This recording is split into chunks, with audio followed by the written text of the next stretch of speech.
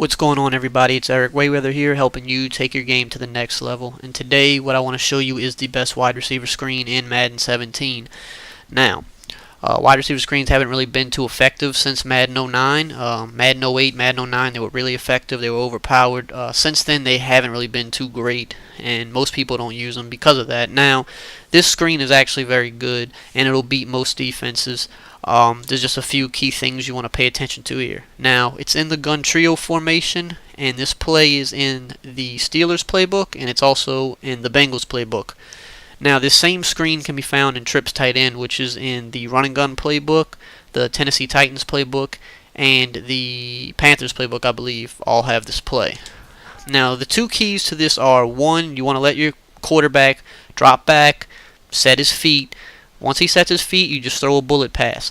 The next key, and the biggest key, is you want to let the computer take control of the wide receiver first. Let the computer turn him around. Let the computer take about 3 steps up the field with him, and then you take over. The reason being is if you try to control your wide receiver, as soon as he catches the ball, he's going to get stupid animations. He's going to glitch out. He might even run backwards. He might lose yards. He might get no gain. He might get 1 yard. Just let the computer take control of him first, and then you can take over him and continue up the field, try to make somebody miss. So we'll show you how this works. Set the feet, bullet it, let the computer take control, and now we can take over. Now this is against a Tampa 2 right now, which is the most popular defensive coverage in Madden 17. The blocking sets up great, and we can take it upfield. This is all day versus a standard Tampa 2 or like a blitz. Someone's running nickel blitz or something like that. Kill him with this all day. Now, you say, what about hard flats? Hard flats should definitely cover this. Yes, it should, but it doesn't. Now we'll show you. It's going to be the same thing. He's gonna run into the wide receiver, and he's going to get blocked every time. This beats cover 2 better than it beats pretty much anything, which is funny because cover 2 should be one of the few things that really do have a good job at stopping this. And as you can see, we almost get a touchdown there. If I tiptoed better, we could have got a touchdown. Now we'll show it against cover 3, and this is a cover 3 Mabel here, which I guess in theory should do a better job at defending this than a regular cover 3 would, but it's not going to defend it. Now, he kind of got a weird animation there, and we still got 5 yards. We'll run it again against cover 3. I think I might have threw it a tad too early there, so that might have been on me. Now, get upfield, get 5 yards. Easy. You're going to move the chains with this every time. Now, let's talk about man. So, if they're in man defense and they don't base align, which 90% of people are going to base align, 90% of people you face will base align, but if they're in man, or if you ever just see all 3 defenders lined up directly over your 3 wide receivers, you don't want to run this because you don't have a numbers advantage, and you have every right to believe that they're in man defense. And while this can work against man defense, it's not as effective. You want to go to something that is more effective. So if you see those guys lined up, I would audible into something else. Either you could run the ball, here we could audible into verticals, and we got this good halfback route.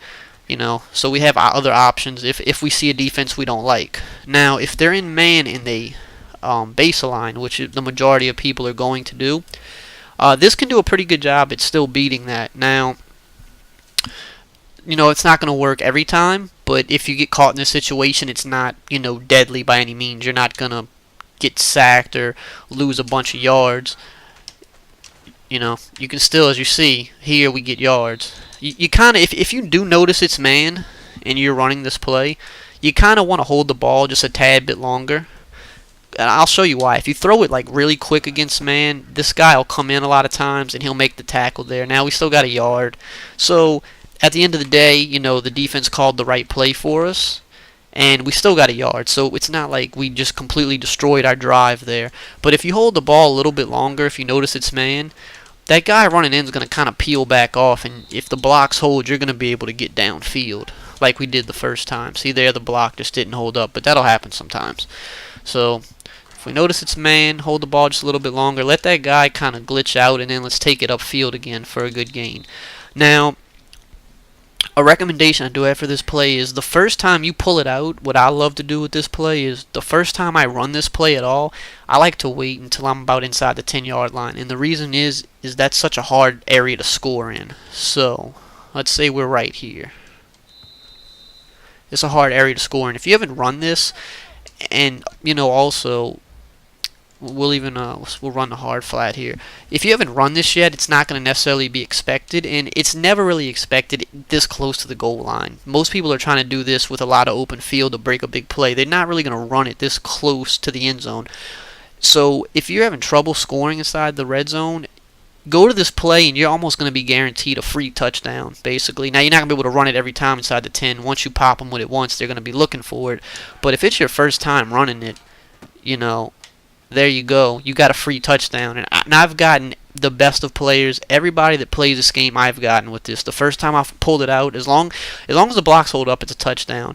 And the only time it hasn't been successful is if my guys didn't hold the blocks, which happens sometimes. But I've caught everybody off guard with this. So either you can save this for a big moment in the game where you need a crucial score, or you can pull it out the first time you're inside the 10 to get yourself what I like to call a free score, because it's a pretty low risk, high reward play call to get an easy touchdown that your opponent's not going to expect. So if you're using any of the playbooks with this play in it, you should definitely be using it and forcing your opponent to have just one more thing to worry about. So if you like this video, drop a like, comment, subscribe. If there's anything you need help with, anything you want me to make a video on, just leave it in the comment section below and I'll be happy to do that. So okay guys, until next time, catch you later.